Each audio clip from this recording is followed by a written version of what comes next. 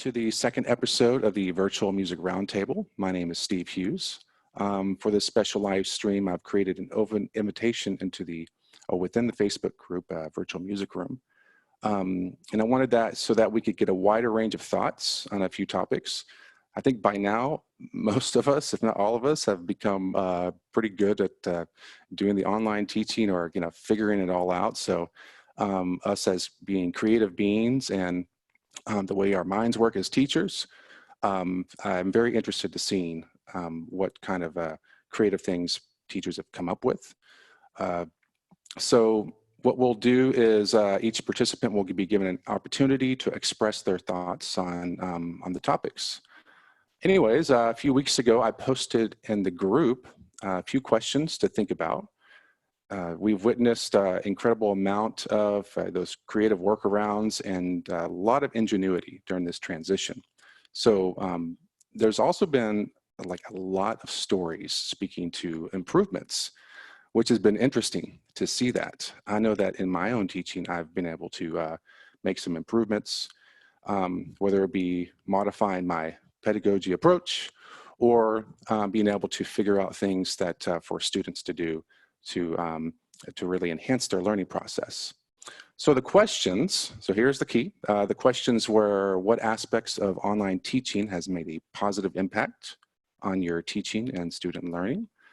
And what creative ways have you learned to teach that will improve your teaching moving forward, regardless, most of us are gonna go back to in-studio lessons or maybe a modified thing, but regardless of that, have you found creative ways to teach, to incorporate into your, well, whenever post-COVID happens or occurs. So I'm gonna get started just with a few points, and then I'm just gonna go ahead and hand it off to everybody here. So let me look at my notes here. All right. So for me, obviously my situation is different. I planned this a few years back, and I've been delved into online teaching for more than 10 years, but I think still it applies, although it's over a wider frame of time. So for me, I think the number one thing, it's allowed me to stretch, or it's forced me actually to stretch my thinking beyond the scope of the in-studio lesson, the physical model of teaching. So I've had to figure out new creative ways to teach and deliver lessons to the students. And I'm, me personally, I am have very strong convictions about teaching and and certain ways that I teach, I feel strongly about. And I wanted to make sure that I could still teach in that way. That was the most difficult part. But then once I kind of found ways to do that, the way to continue to teach the way I want to teach, but trying to eliminate a distance, finding ways to do that, that's been the most positive impact, because now, if I did choose to go in studio lessons, I would have a little bit different approach to teaching. So I think that's a positive impact. My students, they've become I think more efficient learners, mostly due to how I distribute things and use technology. All right, let me admit someone here. So anyways, I believe my students have been more efficient learners, and so the way that I kind of do things is I immerse my students not only with the presentation aspect of online teaching, but I also support that with a number of resources outside the lessons. So there's a complete immersion, either if it's with the visual learning, oral learning, or demonstration. Okay, so those are the impacts. And then really quickly, just in terms of the creative side of teaching, I've found a lot of ways to engage students in projects. My teaching over time has become more project oriented, going online, because now I can actually teach students how to use recording software, how to compose and do that with composing software. We enter into composition contest, or we do YouTube contest, and also with improvisation, and not just jazz, but a lot of different styles. So, you know, part of that is the way I teach, because I teach a lot of different styles. I've jazz and classically trained, those kind of, as I've grown up, kind of trying to melt all those ideas together. But anyways, so being remote with my teaching allows me actually to help them in this way in their own learning environment. So like when they are in their learning environment, and I'm sure a lot of people will talk about this, that allows us to see that environment itself, and then we can help them get the most out of their learning process there. And that's where, like, you know, teachers that traveling teachers have an advantage, per se, just to be able to work with them in their environment. So let me go ahead. We have another teacher here. All right, without further ado, let's go ahead. I'm going to hand this off to Melissa. So why don't you go ahead and unmute yourself. Okay, and, great. Tell us about yourself, what's been happening, and some of your thoughts. So I'm on the north side of Atlanta, Georgia, and lived here for almost 11 years. And before that, had a very small studio, had just started that in the Annapolis, Maryland area. But been teaching in my own studio for 12 years, and before that had taught in churches and other places for a long time. I won't say how many years because I'm getting old. But I started online teaching last year, actually. So I've only been doing online teaching for about 10 months. But because I had started it last year with a few students, I have one out of state and then a few who are college students. And I wasn't surprised when I had to shut down and go to online lessons full time. So I didn't quite have the steep learning curve that some people had. I already had equipment, already had pretty much everything I needed to go full time online. Still had my challenges, but it wasn't quite as big a deal for me. So in the course of that 10 months, the virtual teaching and the online setting has, I really think, helped my descriptiveness during my lessons for my students. It's not just about measure number and, you know, look at this note or look at this measure or go to this section of the piece.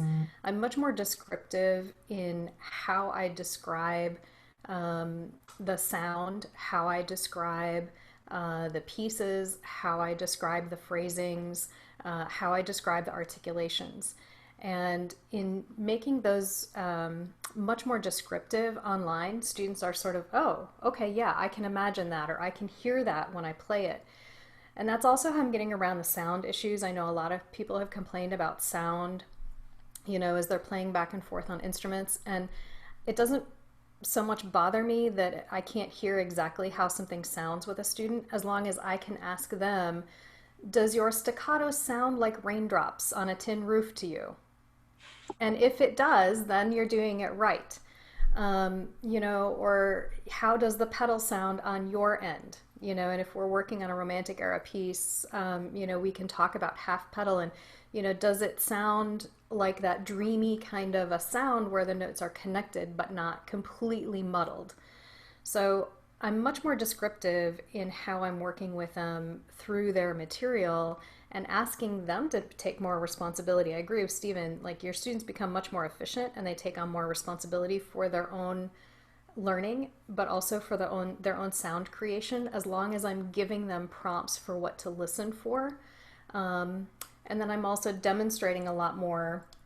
I can, you know, have different cameras set up and I can demonstrate, you know, this is how we want to do, I don't know, a wrist lift, or this is how we do arm weight chords, or, you know, I do it, you do it. I demonstrate this, you show me yours. So there's a lot more of that that goes on in my lessons as well, a lot more demonstration. And then the other thing that's really helped me in my teaching is I'm much better at engaging student imaginations. So just to give a couple of examples, I have a student who was playing a minuet and trio, and I found out this spring that she's very into fashion design. So I dove deep with her into historic fashion and 1700s fashion design and how she could interpret her minuet and trio, thinking about the clothes that people would have been wearing to do that minuet, to dance to that trio. And it just sparked in her a complete transformation in how she prepared the piece and how she presented it. Same with another student. He was working on the Mendelssohn Consolation. Not a hard piece, but I asked him to first imagine, what instruments in an orchestra would be playing these different voices and playing these different parts. How can you imagine the textures?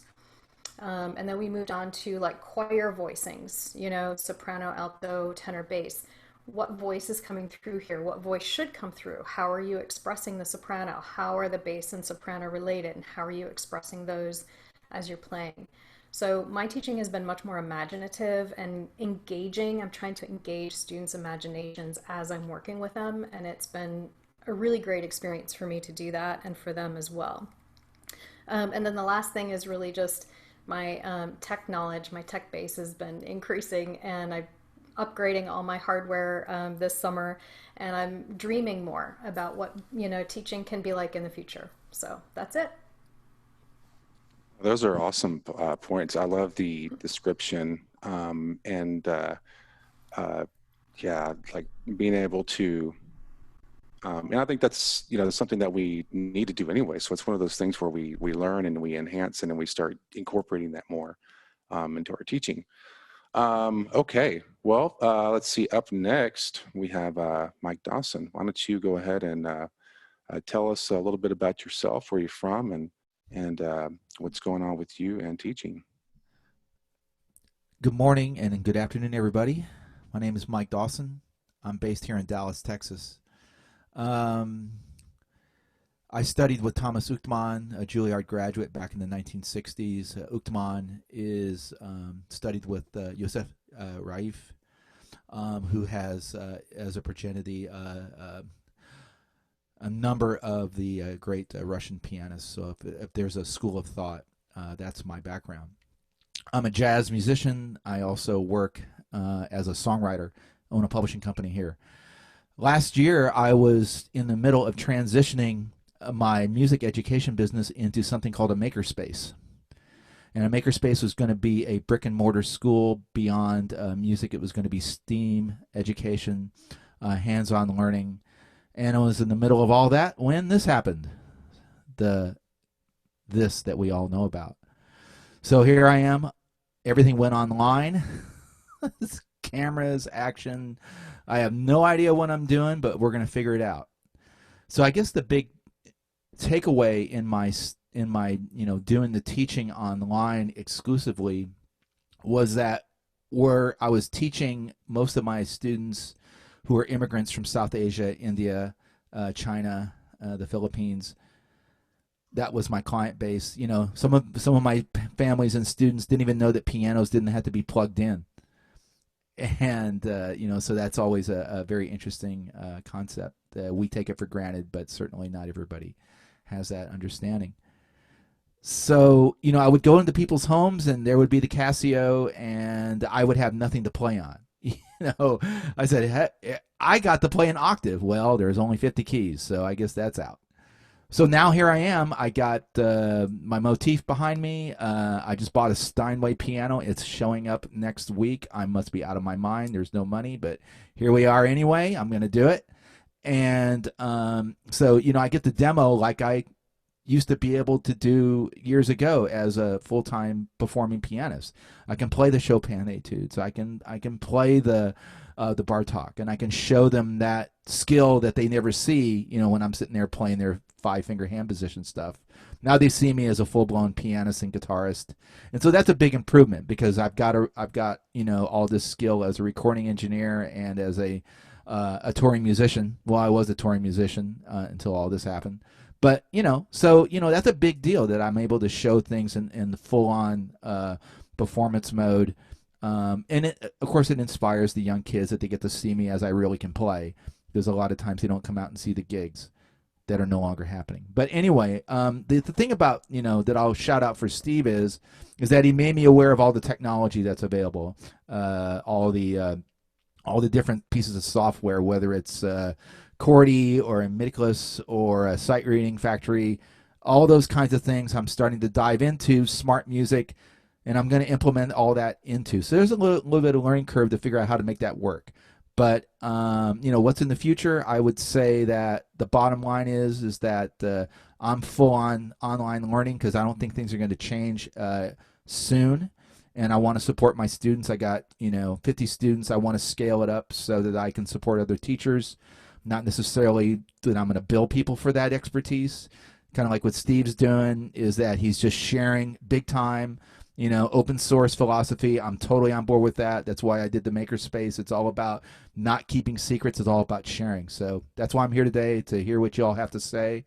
And that's my story. I could keep going because I love to talk, but the floor is everybody else's. Thank you very much. Cheers. All right. Hey, thanks, Mike. Yeah, you're going to be someone to definitely lean on, all your expertise. I'm sure there's a lot of things I have to learn too. I've dealt in I've done recording myself, but I've never dived deep enough into the audio engineering enough to actually know what I'm really doing. So it's good to know to have that expertise there. All right, so next up, let's talk to Angela. Why don't you tell us a little bit about yourself, where you're from, and some of the things that, or discuss a little bit about the topics here. Okay, hi everybody. I'm Angela Senicz. I'm so excited to be here. I just discovered a lot of these online communities recently. So I've been working remotely for almost my entire career, but I am not a full-time piano teacher. So I work in publishing, editing, instructional design. So I've thought a lot about learning and materials, but music has just been more my passion. And I've always taught my own children piano and wanted to teach piano, but really wanted to find the right way to do it and not teach how I'd been taught. So I'm really working towards an interest-based approach. I want to help students record themselves, do what's fun and motivating rather than more the traditional classical approach. I did study here with a classical teacher, Russian classical teacher, just as an adult hobby for several years. And when she moved away, I became an online student through Skype. So I've had the experience online. Back then, it was really different than what you guys were doing today. It was difficult. And I do have 3 students here now. And I just thought it's not worth setting up online for these 3 students. I'm just going to wait. But over time, as I've been connecting with several new people over these internet groups, I've seen some of these amazing things that you guys are doing and what's possible with the technology. So I realized, even though I only have 3 students, and I also have an opportunity to teach in a studio that's opening up here, hopefully later this year, with guitar, drums, the whole bit, and I can do keyboards and kind of plug in there. But even with that coming up, I've just seen all this great stuff happening and realized I need a virtual studio. Even though I don't have a lot to invest in it, there's a lot we can do. And all of these advantages, like one of the biggest things I've learned with my own kids is I really don't want to be the kind of teacher that I had that was all about listening and telling me how to do it better. And so to your point, I think there are different approaches, but for me and in my experience with my own boys, they want to listen and evaluate from their level what's important to them. And I've seen, wow, so it doesn't really so much matter. I used to mic my piano for my teacher. It was so important that she heard that sound really well. And I tried a virtual lesson with someone else, and he said, it's not really that important for me. I want them to hear and see me very clearly. They're evaluating. So I love that. And I just am excited that you guys are all here and I can learn from you as I try to open up this new system and get myself going. I've got it half set up and I'm working on it. Actually taking a week of vacation next week so I can kind of full-time try to get it set up so I can start. I've got a couple of students that are willing to start back with me. So thanks. Yes, yeah, good job on that. That was one of the first things I mentioned. Like, take that week, get yourself set up. Yes, yes, great. Yeah, I was going on the weekends. Like, this is going to be a lot. I need at least a week. I probably need a month, but I'll start with a week and see what I can get done. Yeah. Yeah, you've been like hard. Like the minute that you came in, you're just like you're going to it and you're trying to figure stuff out. Just this past week. So yeah. There's a lot of information. There's a lot of people to lean on, in the group and in the other groups. So look forward to seeing how things develop for you in the next few weeks here. All right. I'll go on mute. Yes. Okay. So I know there's a couple different ways to pronounce your name. I don't know if it's Leigh or Leigh. So I'll let you take the floor. Tell us a little bit about yourself and where you're from. And then and some of your thoughts. My name is Leigh Stringfield, and I am located in Huntsville, Alabama. We've been here about a year and a half now, so I'm having to start a studio all over again. I currently have about 12 students, and mainly I'd say 3 years experience and under on the students that are either transferred in or are beginners. And been doing the online thing, I guess, what is it, 6 weeks now for most of us? And just using my Mac and my iPhone is the second camera, but I'm very interested in what y'all use for a webcam and what to buy, how much money to put into one, because it looks like we need to do that over the summer still. So I know it's going to be a longer process than I had expected. So that's one of my main interests for today is what do you get? How much should you put into it? That kind of thing. And then things I've learned is in teaching online. I used to do it just for like snow days when we lived in Tennessee, but now, of course, it's weekly. I've learned to ask more questions, to wait longer for their answer. You're used to chiming in when they're in person, but you can't online. I've learned a lot about Zoom, which I'd never even heard of before COVID-19 even started. Still overwhelmed with it, but learning and getting more confidence. I'm still struggling with the younger ones and getting the concepts across to them, like how to play legato. 6-year-olds just learning, beginning, it's harder for them to understand. And even just the online concept of waiting for me to talk while they're trying to play at the same time, that's a struggle. Most of the lessons are working well, but the younger ones are a little bit harder. Like I think Melissa said, learning to demonstrate more and not just assume they understand. And then I'm jumping into trying the virtual recital this coming weekend and going to download the YouTube videos and things like that. So another fear adventure, but I know it's something that's needed. I think it will help the students feel like they've accomplished something, even though it is this virtual world we're living in.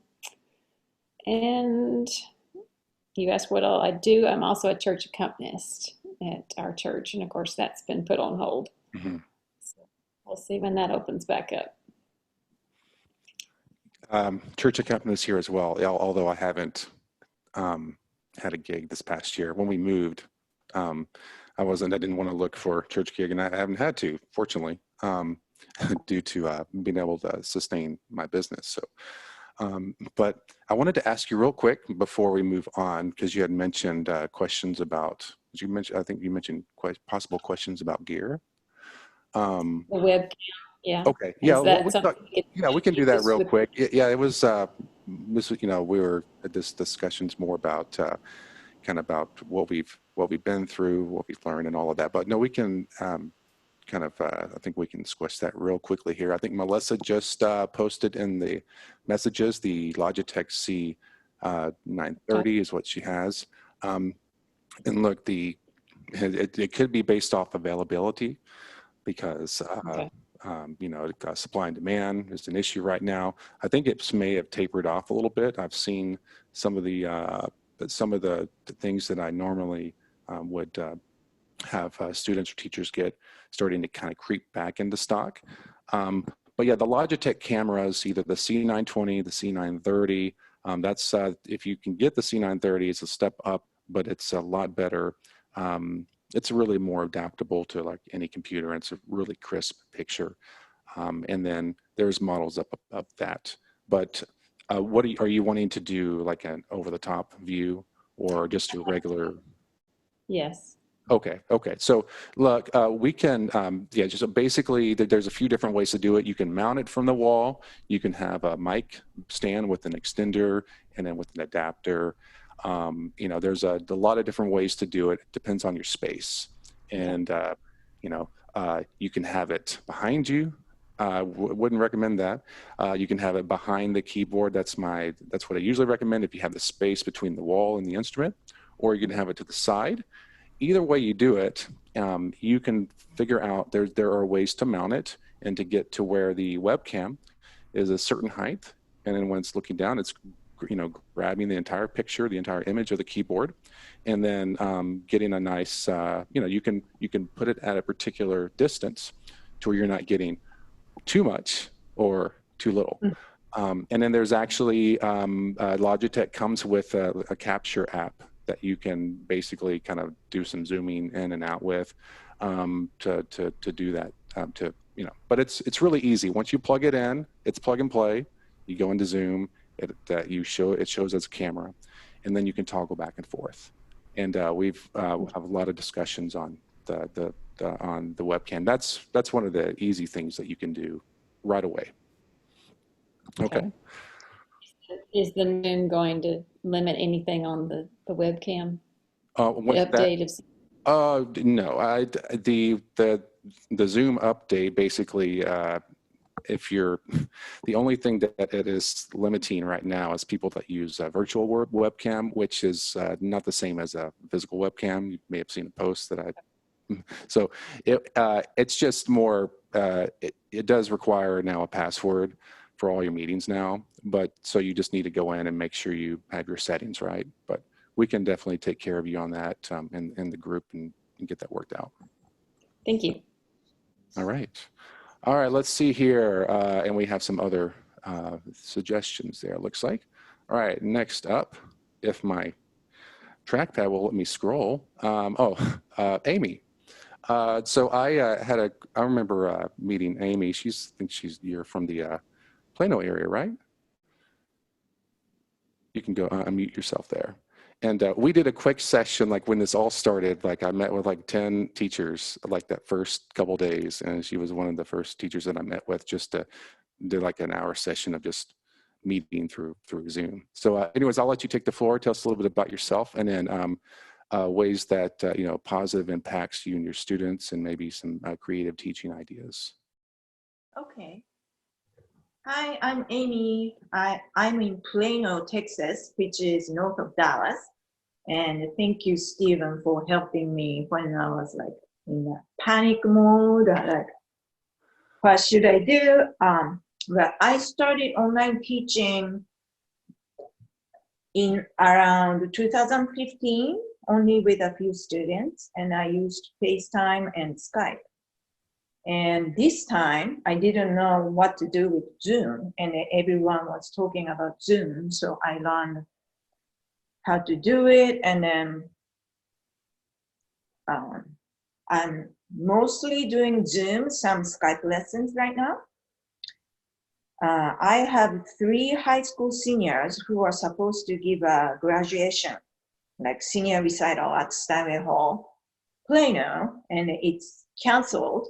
So now I'm figuring out like how to do the online recital, either getting videos and make a kind of movie, or Zoom group recital kind of thing. So that's my next project.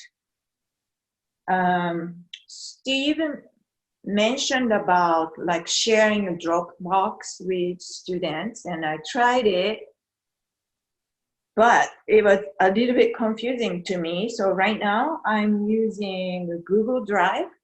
I made a folder for each student and I share that with them. So I write all the weekly assignments on the sheet so the parent or student, him or herself, can check that. So it's been helping me. And then luckily, none of my students stopped lessons after this happened. So everybody's doing online lessons. I have about 26 or 7 students and 12 adults in 27. So adults are okay. My youngest one is a 2nd grader, and his mom is helping him how to set up, and his mom is always there during the lesson. So it's been good. So that's about it. So that's a really good success rate. 27 students and no one, and everyone continuing. Usually there's that 1 or 2. I mean, when I had plenty of time to transition, and I had a few that were just, and I had to really do I had to go through a whole process of just convincing them just to try one of them. So what do you attribute that to? Do you attribute that to the relationship with the students and the parents, or? I was in a several different. I am in a several different Facebook piano teachers group, right? And one of them, Joy Lever in New York, he suggested to have a free tech session with everyone. So for the first week, when I announced, okay, next week everybody goes online, I'm gonna have a free tech session with everyone. So I set up outside of their lesson time. I met with the parents and students online, and then we checked the camera angle to sound check. And I asked them, let's try just one lesson. And if you don't like it, you can take a break till this is over. And everyone stayed. I had maybe 3 or 4 students, they were very hesitant in the beginning, but because I gave free tech session, they felt more comfortable. Okay, this may work, or I may like it. So I think that's why nobody left. Yeah, that's, we can, I keep thinking of ways to, like going off of that thought, I keep thinking of ways to, like in the future, like offering that kind of thing, not just like a every week kind of thing, but, let's get together. I know that Steve Treseler, he did the, getting everybody together in a group, no cost, kind of getting everybody to engage. So maybe it's not just a technology session thing, it's just the opportunity to engage as well. But yes, for them to see that it actually can work, that's awesome. So that's something we can definitely learn from that. Now, so Amy, what do you think, like when things get back to whatever is normal, are there things, have you changed your teaching methods? We've all changed to some degree, but is there anything that maybe that will be part of how you teach in the new normal? In terms of either using technology or the way that you communicate with students? I'm curious on getting some feedback on that type of thing. So when students used to come to the studio, I would write assignments on their assignments sheet. And I had a few online students, but I didn't have anything to record.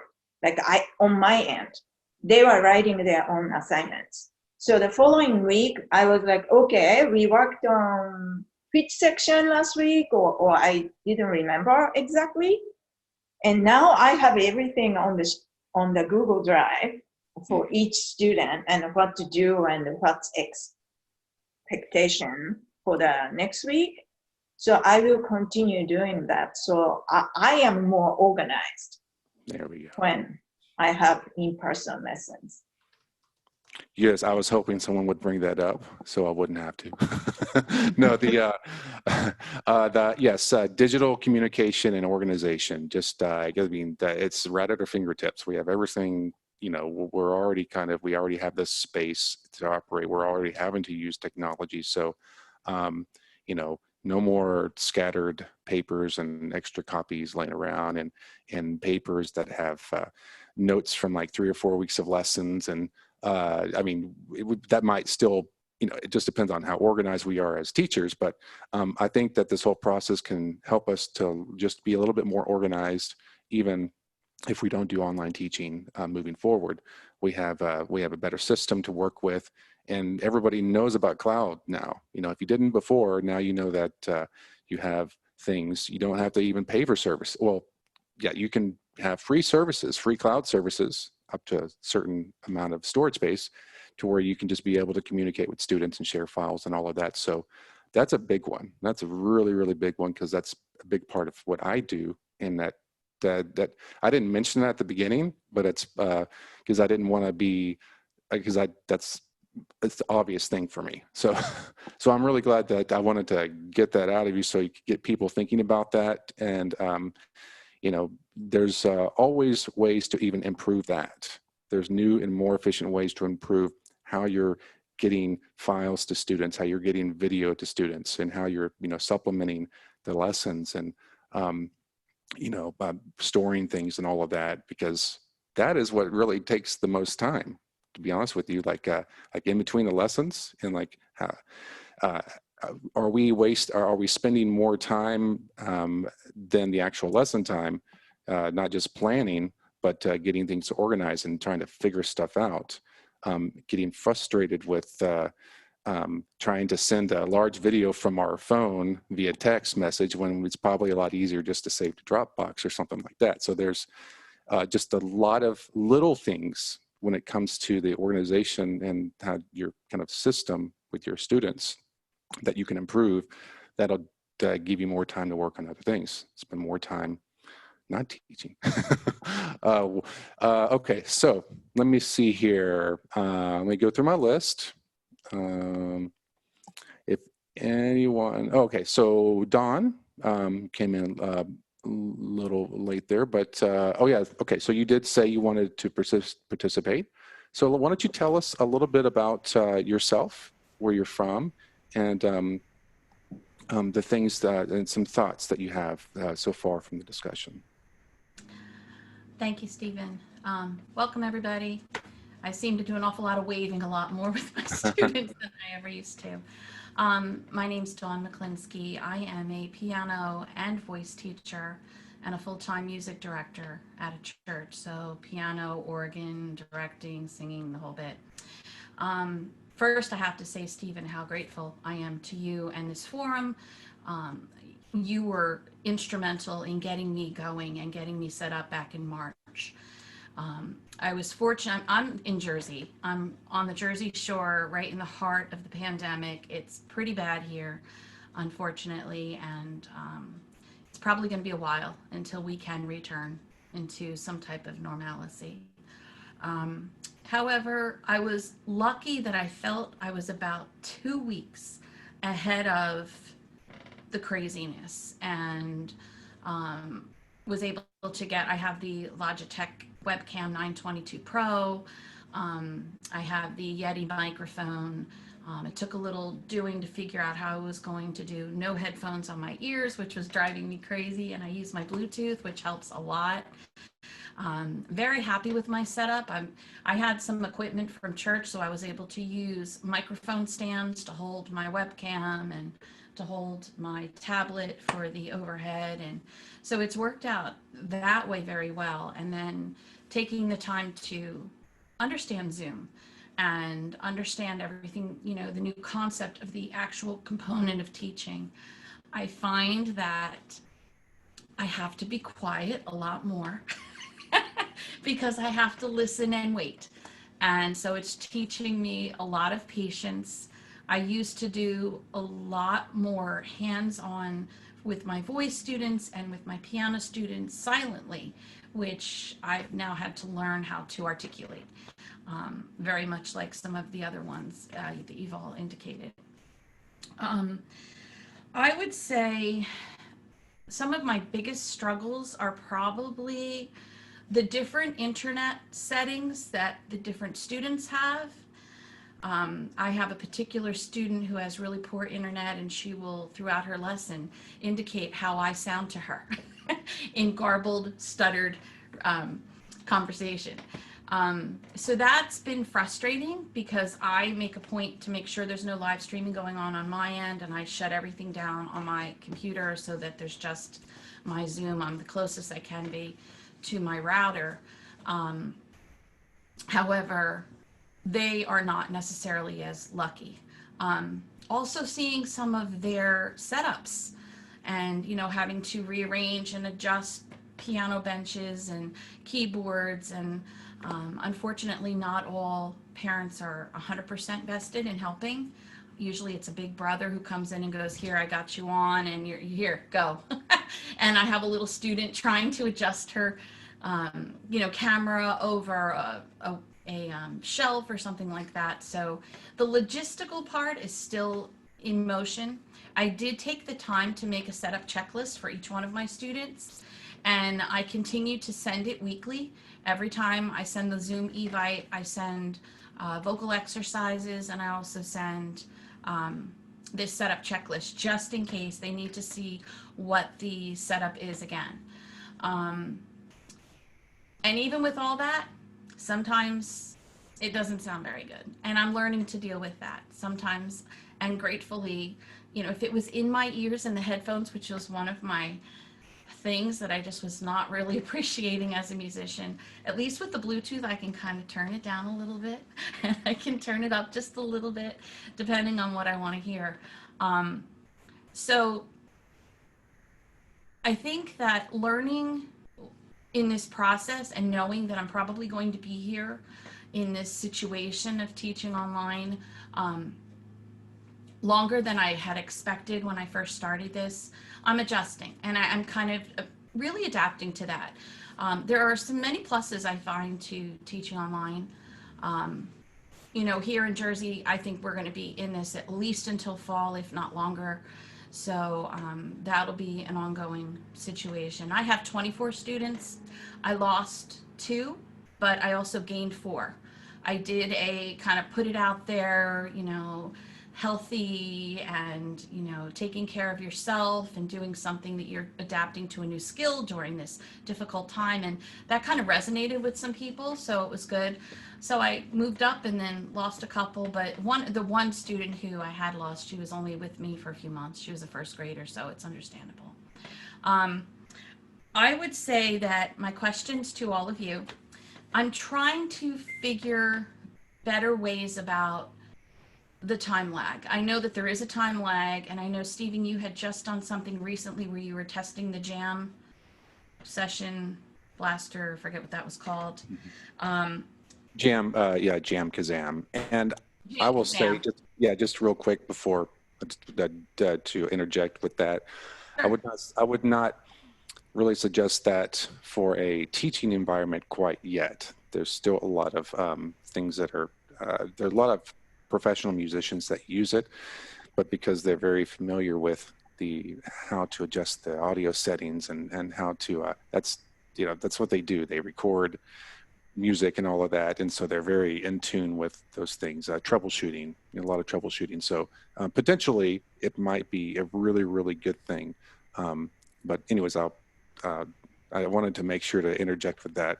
So we know. Yeah, that's okay. That helps me because I'm working with voice students, teenage voice students, really, used to singing together. Between working in choirs together on ensembles and ensemble work, we would have group lessons. So that has been, to me, difficult because they're really trying to find a way to do this. And we're trying different forums between the recording on their end or recording on their end, pushing it together literally at the same time so that I can hear it. And so if you come across anything that is a better setup or a better platform for that, I would love to hear it. It has been fun getting creative, like with all of the different teaching and having the little tabs. I have tabs on order and, finding the notes and having my little teaching board, which I hardly ever used, and now I'm using it all the time. So you do get creative, and I applaud all of you teachers as well for taking the guns and going for it, because this is our passion. It's our career, but it is also our passion. I don't think I've ever met a piano or a voice teacher that wasn't passionate about what they did.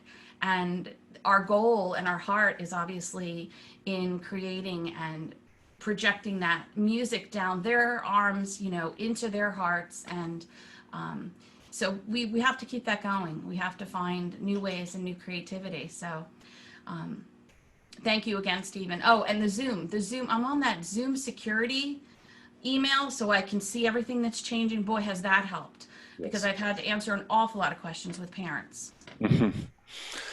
So yeah, the last part there was like kind of the message I'm kind of going for, like because we're all obviously we're all in this together and we're all kind of at different points, but I want to try to make sure we're trying to interject positivity into our teaching and business. And although the tech stuff, I still go through issues with tech. It's not perfect for me, um, but having a workaround and being able to do things where you can still, I mean, just a real quick thing.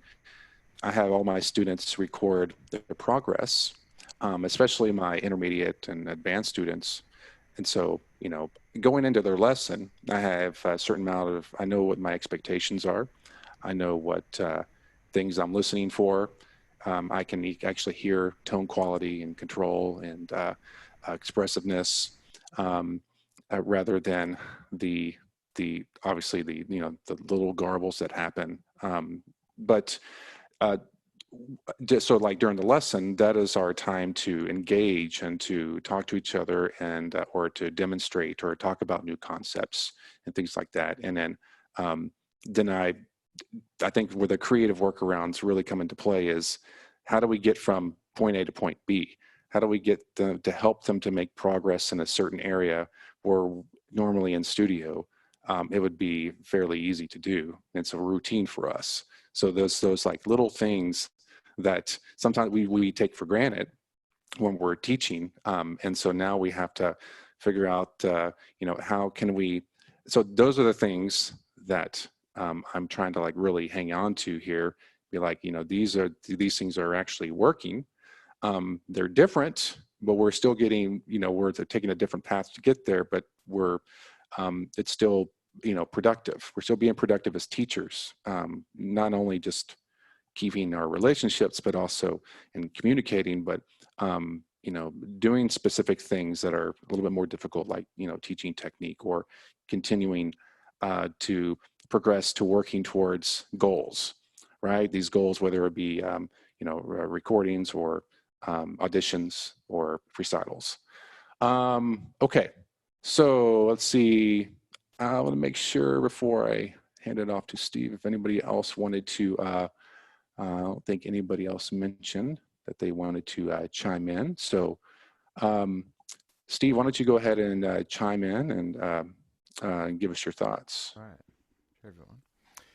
Thanks, Steve. I am Steve Treseler. I'm a saxophonist from Seattle, and my career has been a mix of, I'm a performing and recording artist, and I've had a private studio since about 2003. And recently I've been doing a lot of in-person workshops for group improvisation. So I've had those three areas, but these days, all the gigs are gone.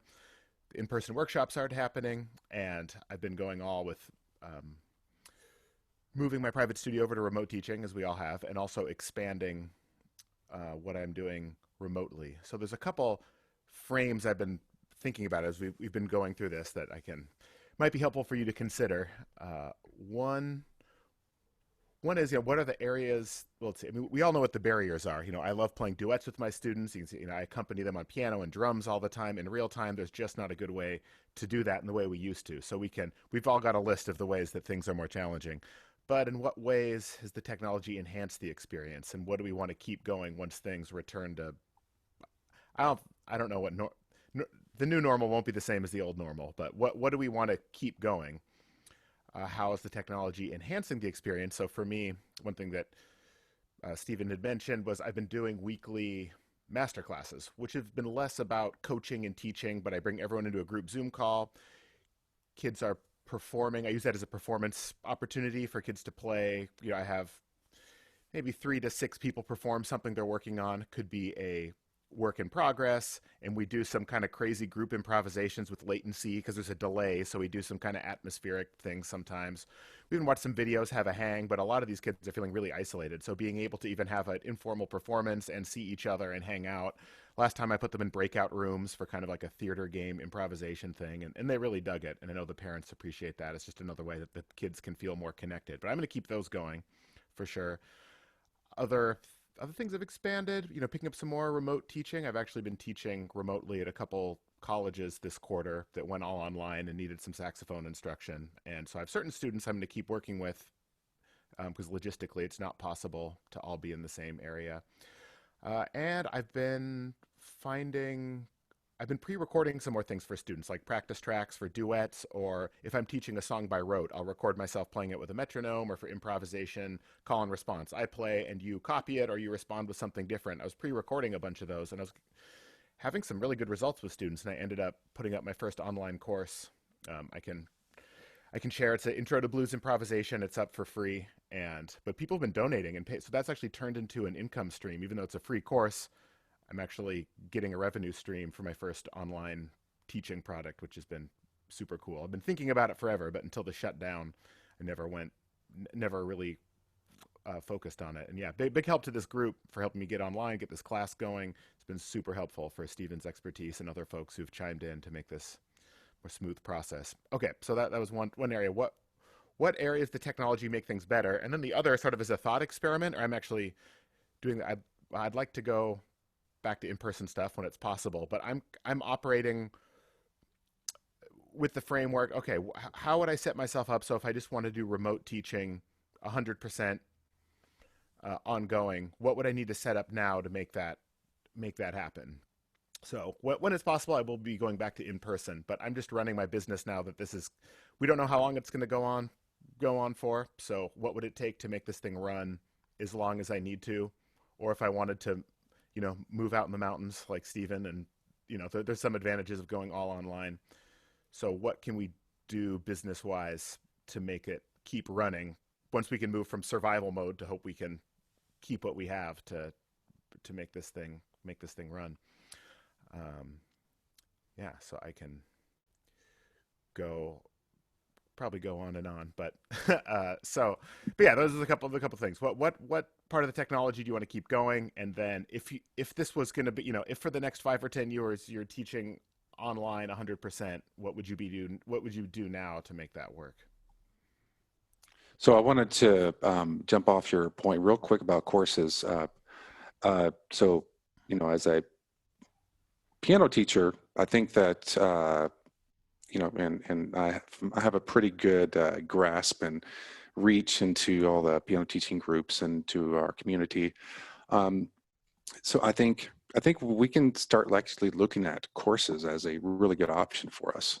Not just as one of those things where it's a in your face marketing type thing where you see all the time on YouTube or even on Facebook. I think they're really pretty easy to do if you're set up for it, and if you're organized.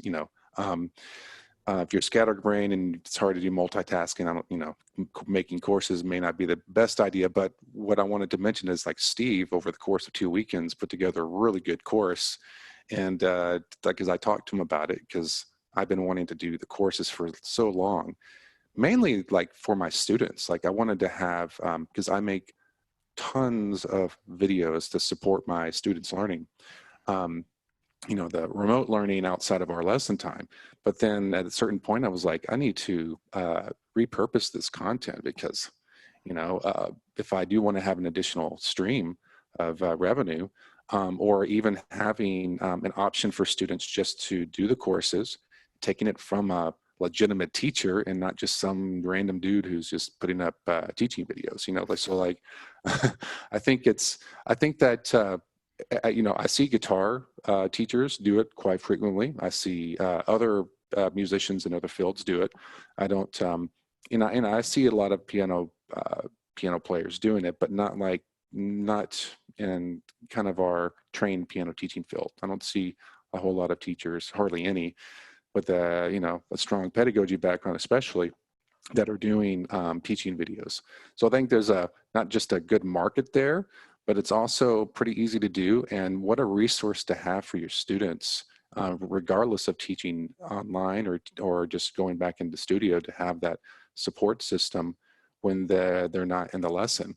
And so having a series on, beginner technique, like maybe like 10 short little modules, and they can watch that. You don't have to incessantly focus on it in every lesson. You can see how they're doing with it, but you can see their progress and make videos. Get to the point where you can do it where it's not also taking up a bunch of your time. So it is a little time consuming at the beginning, But I think my point was like taking the technology you've used to get online, and let's not just forget about it. You've made these expenses.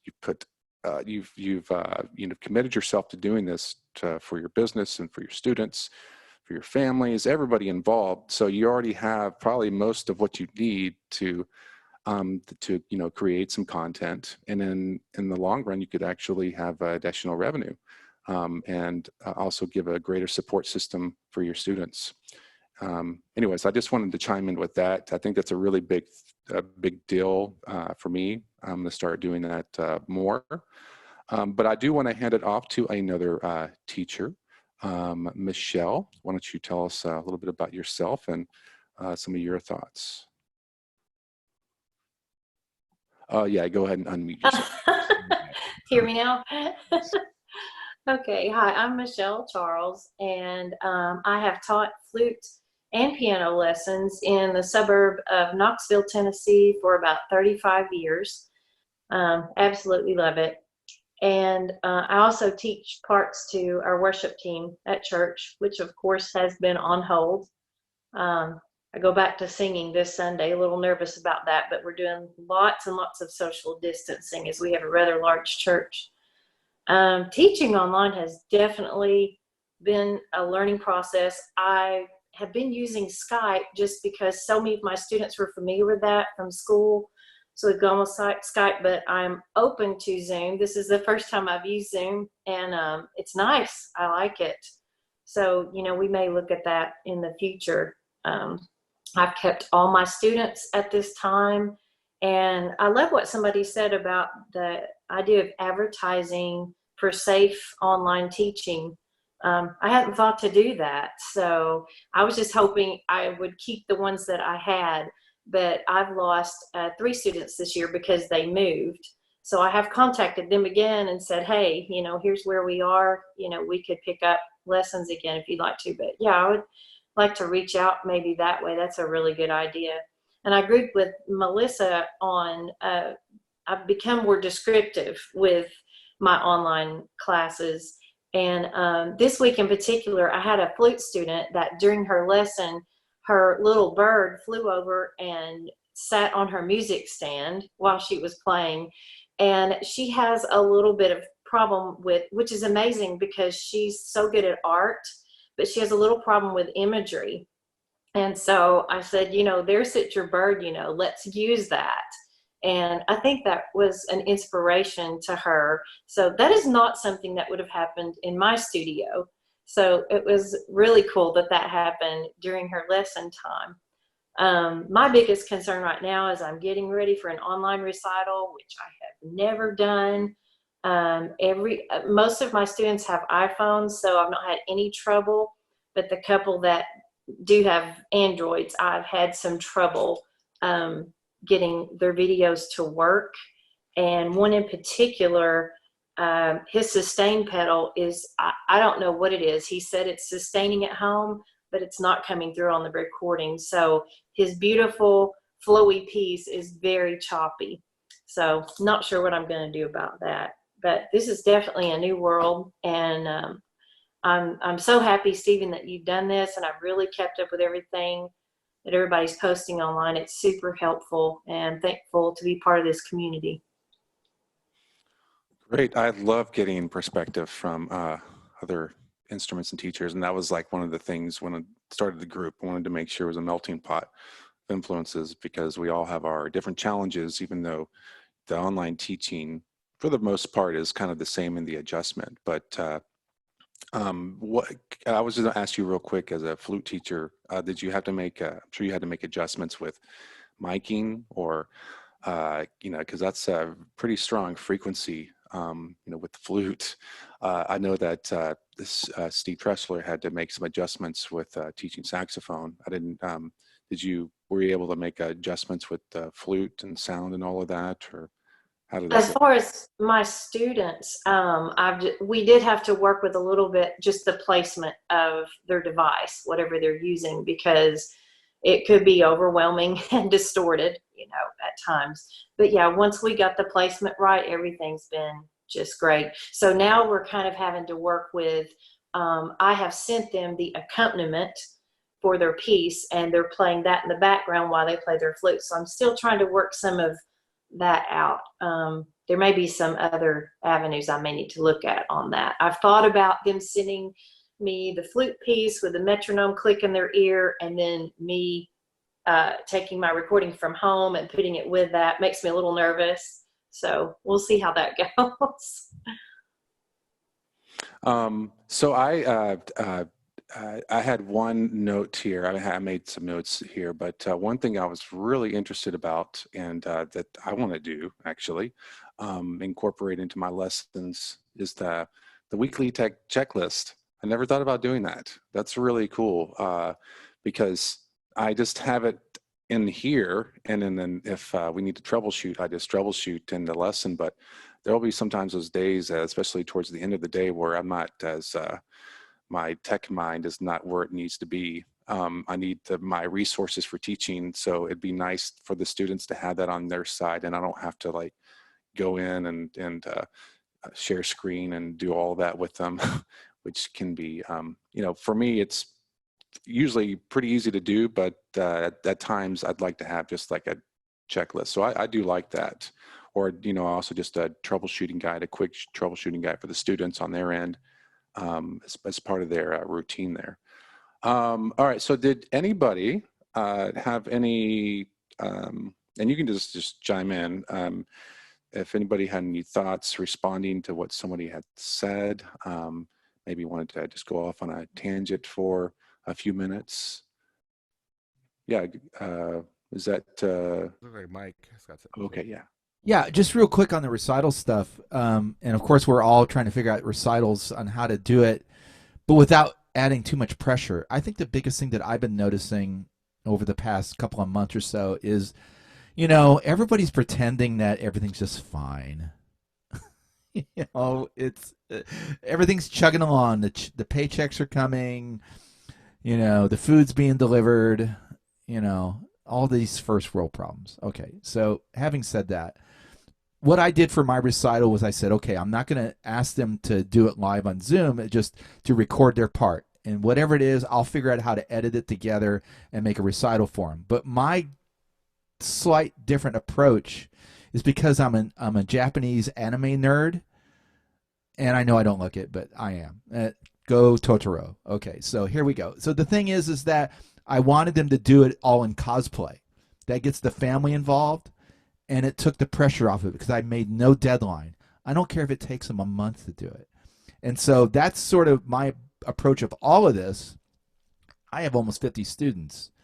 And the thing is that, you know, yeah, you know, everybody, I say everybody, even me, you know, I have to self-care myself. So this is fun for me too, you know. I'm going to dress up like Beethoven, and they're going to laugh at it, and it's going to be kind of corny but funny. And I think that that's been my approach to keeping things not so intense with checklists and follow-up, because things are going to fall apart anyway. And I just let that be a part of what's going to happen, and I laugh at it. And sure, yeah, I got to get my teacher voice every once in a while if the kid's going crazy and they're bouncing off the walls. That's fine. I go crazy too, and I get excited. That's just my personality. So my message is to be creative, and, you know, recitals that are fun and goofy, then that's fine. You know, we can have the more formal recitals later. And yeah, sure, there's going to be recitals for seniors that are trying to get into university and whatever, and we totally make that happen. You know, I can figure that out too, but, you know, that's my point there. So anyway, much more rambling I can go on. So thanks. No, I love that, Mike. I think that's just the right mindset right now to keep it fun for them, and music is still a good thing in their life when everything else is falling apart. I just wanted to put out there, I wondered if anyone here had seen the Francis Clark Center webinars that have been offered. That was a huge help to me in getting questions like, what technology do I need? And, you know, how to do your settings on Zoom if you're new to that and you haven't. I'll post a link here to the past webinars that you can go watch. Also, they had good ideas about assignment notebooks. I keep all my stuff in Google Drive for now. I'm still pretty new to the online studio, but I've got pretty advanced students in voice and piano, and we're still, I mean, they're still having to submit scholarship auditions on a video format, and that comes with its own set of problems. So I am using the assignment notebook idea for them because they're pretty active with that. And it's just a Google document back and forth. And it's basically taking all the things we would have done in an hour live and breaking it over the week. And I'll follow up with emails, or some of them it's texting and be like, don't forget today, just, you know, record your warm up or give me a video example of what you did. And we are always kind of chatting, you know, and having that feedback throughout the week. So when we have our live session together, we've got goals, we've got, you know, issues, whatever it is, to make it all go smoother. So I just wanted to put a shout out to that resource for people if you didn't already know it was there. And thank you, Steve, for doing this. Oh yeah, yeah, definitely a great resource. The very high quality presentation. All of the people that do it are very experienced and in our field. And it's not just. I would suggest that, you know, any kind of going across in terms of the type the instrument that you teach. You know, most of this stuff is, you know, we can use, whether it's, you know, it's piano teaching, you know, most of it kind of goes across in terms of the technology for sure. Maybe not the pedagogy side of it, but even some of that does cross over. I did have one quick thought, and if anybody else wants to chime in, and then we'll be done in a few minutes here. I wanted to mention that if this is the time to like do something fun and creative. Now I know that a lot of you we have these goals that we've set and deadlines, and there's various ways to handle that. You know, I have a year-round schedule, and I also have I try to keep the most of my students that are in kind of a you know, keep their progress going using, you know, we have winter recital, we have spring recital, and I even do like a summer performance project as well. But I'm also trying some new things. So like this whole thing has inspired me to like think a little bit differently, because last year I tried my first like little camp. I was like, okay, that's kind of cool. I had like 5 students, a composition camp. And it worked out well. You know, I found out the breakout rooms and all of that. And I was able to, I had a guest presenter that I brought in, which is really cool. So now now you can remove that kind of distance. You can bring in people. And then, you know, you can incorporate PowerPoint. You can do all the things that you can do in terms of like that kind of stuff. But this is the time now, like maybe once you know, get your recitals done the next few weeks, and over the summer, to really try some things that maybe you haven't tried yet, and to not have like set goals for the next few months. Maybe think more project oriented. You know, maybe by the end of the summer, where you know, you get to work on this pop piece, make a music video, or do something that's just or let your students kind of drive the creativity there, maybe some of the older ones, so that way, you know, if there's something that you haven't tried and you're teaching, and if you want to try it, I think this is the perfect opportunity. You know, if you don't have like auditions and in all of that in front of you. So, okay. Did anybody else want to chime in on anything before we are done for today?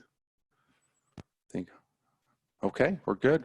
Well, thank you everyone for being here. I wasn't sure how was it going to go, but it went really good. I'm really happy about it. So thank you for attending, and I'll see you guys in the group.